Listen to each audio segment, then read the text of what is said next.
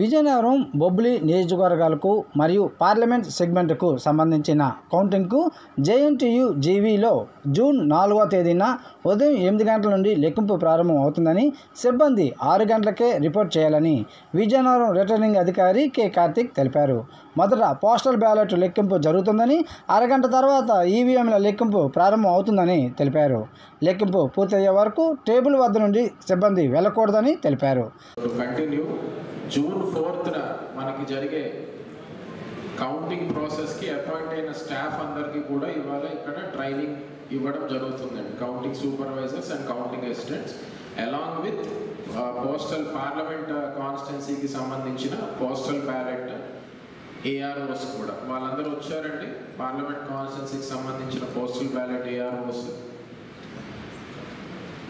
ప్రాసెస్లో మనము ఖచ్చితంగా తెలుసుకోవాల్సినవి పోస్టల్ బ్యాలెట్ కౌంటింగ్ ఏ విధంగా చేయాలి, ఇనీషియల్ కౌంటింగ్ ఏమిటి, తర్వాత ఫైనల్ కౌంటింగ్ ఏమిటి, అదేవిధంగా ఈవీఎం కౌంటింగ్ హాల్లో స్పెషల్ కేసెస్ వస్తే ఏం చేయాలి, and regular counting table wise counting ఎలా చేయాలి, వాట్ ఆర్ ద ఫార్మాట్స్ అనేవి ఈ ట్రైనింగ్ కంప్లీట్ అయిన వాటికి మీ అందరికీ కూడా క్షుణ్ణంగా తెలిసి ఉండాలి. సో బ్రీఫ్లీ ఇప్పుడు ప్రెజెంటేషన్ 1 by 1 మనం డిస్కస్ చేసుకుంటూ వెళ్తాం స్లైడ్ బై స్లైడ్.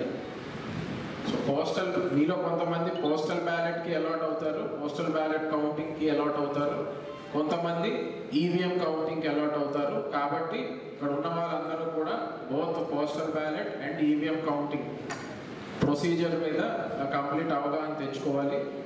స్టార్ట్ చేసే ముందు ఫస్ట్ ఆఫ్ ఆల్ ఎంతమంది ఆల్రెడీ ముందు కౌంటింగ్ డ్యూటీలో పనిచేశారండి, దగ్గర what are the legal provisions governing the counting, postal ballot counting hall layout ఎలా ఉంటుంది, ఈవీఎం కౌంటింగ్ హాల్ లేఅవుట్ ఎలా ఉంటుంది, కౌంటింగ్ ఆఫ్ ఓట్స్ ఎలా చేస్తాము, అండ్ ఈవీఎం కౌంటింగ్ దగ్గర అలాట్ అయిన టీమ్ 17C Part 2 ఎలా ఫిల్ చేస్తారు, ఇవన్నీ కూడా డీటెయిల్గా చూస్తాము.